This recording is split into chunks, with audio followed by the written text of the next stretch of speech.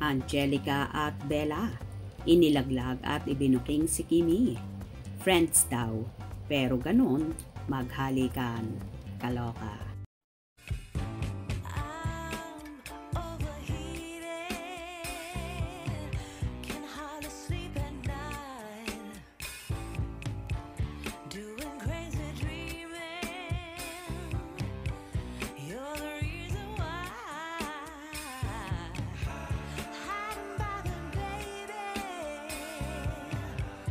Kaloka nga ang mga kaibigan ni Kim Chiu na sina Bella Padilla at Angelica Panganiban-Homan na umattend ng premiere night para sa movie ng Kim Pao na My Love Will Make You Disappear na naganap kahapon sa SM Mega Mall. Nahingan nga ng reaksyon ang dalawang kaibigan ni Kimi kung ano ang masasabi sa naturang movie.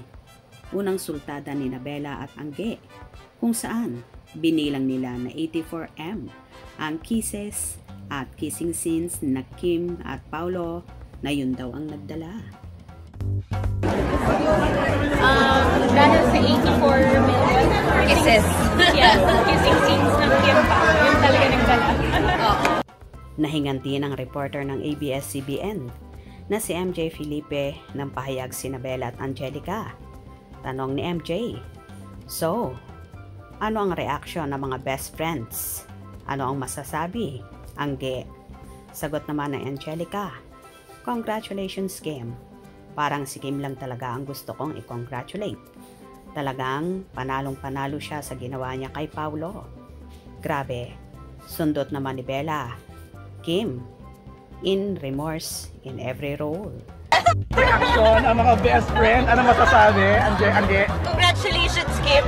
Parang si Kim lang talaga yung gusto ko i-congratulate. Talagang panalo siya sa mga ginawa niya kay Pao. Grabe! Kim in her most daring role. Reaksyon. Sa pagpapatuloy naman ni Angge, tinrabaho talaga ni Kim yung buong pelikula. Bagay na bagay talaga sila ni Pao. Dito ko na-confirm na bagay nga talaga sila. Tamang tinrabaho talaga ni Kim yung buong pelikula. At bagay talaga sila ni Pao. Dito ko na-confirm na bagay nga talaga. Tinanong ulit ni MJ sina Bella at Angge kung sila na daw ba ni Kim at Paulo. Sagot naman ni Angge, friends daw sabi. Friends, pero ganon, maghalikan.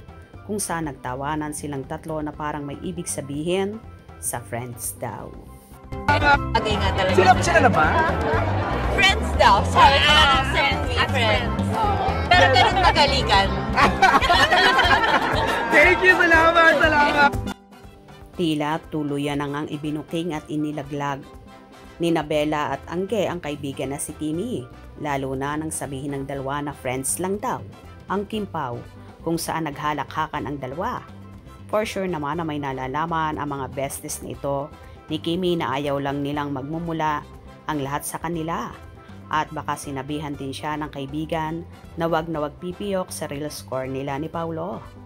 Anyway, kahit i-deny man at kunyari na walang alam sina Bella at Angge, halata naman na magkasintahan na talaga ang Kim Pao na hinihintay na lang umamin sa publiko.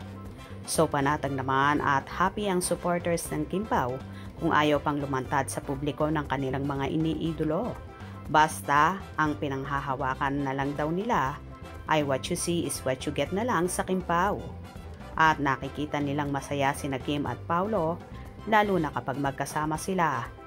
At tripling saya na ang kanilang nadarama.